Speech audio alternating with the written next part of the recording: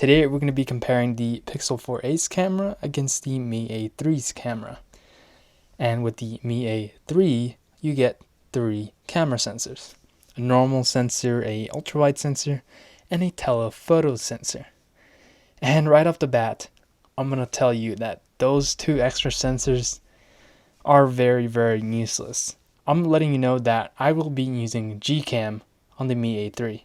Anyways, look at these 2 photos. One is on the Pixel and one is on the Mi A3. None of these are using telephoto cameras. And you can see they look pretty similar. Both of them are really crisp and clean. Now look at this photo. This is using the Mi A3's telephoto camera. And instantly, you can see it's a lot worse than just using the normal sensor in GCAM. And now look at the ultrawide.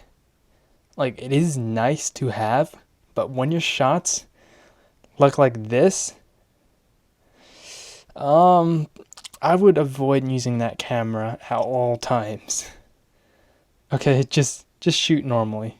And now here I have a fruit or vegetable, I don't know. And you can see that they look extremely similar. I cannot tell the difference. Actually, the Mi A3 might have won this because as you zoom in, you can see the detail is more crisp than the Pixel 4a. So that's a little strange, but yeah, one win for the Mi A3. Alright, now we're just going to go over the video performance real quick. Alright, here is my backyard. Here's a tree. These are strawberry plants.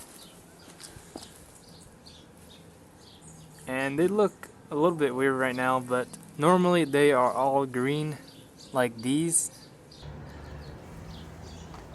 And the transition is a lot better on the Pixel, I can tell already, as you can see, and the colors look a lot more accurate. Alrighty guys, what do you think? Comment down below your thoughts. And yeah, Mi A4, no, Pixel 4a's mic is definitely better, and of course the stabilization is definitely better. And for this photo, the differences are very, very subtle. You may notice that the color in the tree's leaves on the Mi A3 is actually more apparent, while on the Pixel 4a, it looks like it's drowned out, just black. But on the Pixel 4a, you can't really see the red of the tree. And another thing is, over here, it's properly exposed on the Mi A3, and on the Pixel 4a, it's a tiny bit overexposed. Other than that, the photos I would say are very similar and really boils down to personal preference. And now look at these flowers. Again, very, very similar. I actually cannot tell the difference. Both of the cameras have a really, really crisp and clean shot. And now look at this plant. So this time you can see the Pixel 4a is a little bit brighter, but you can easily brighten up the Mi A3's photo and it's still going to look exactly the same. So again, it's a tie. And now, this photo is not really too special. It's very basic. The only difference we can see is the depth of field. On the Pixel 4a, it's definitely wider. As you can see, the Mi A3's phone shot is completely focused, while on the Mi A3, when you take a picture of the Pixel 4a, you can only see the middle till the end part. You can't really see the front. It's a little bit out of focus. So that's basically showing that the Pixel 4a has a bigger depth of field. Alrighty, now on this tree, again, there's not a lot of differences, but if you zoom in, the leaves on the Pixel 4a look a little bit cleaner, and that is all I can really see. Everything else still looks pretty good on both phones. And now for these leaps. It's kind of reversed. Before, the Mi A3 had more color, but this time, the Pixel 4a has more colors. So they are trading blows. It's a very close battle. And that leads to my conclusion.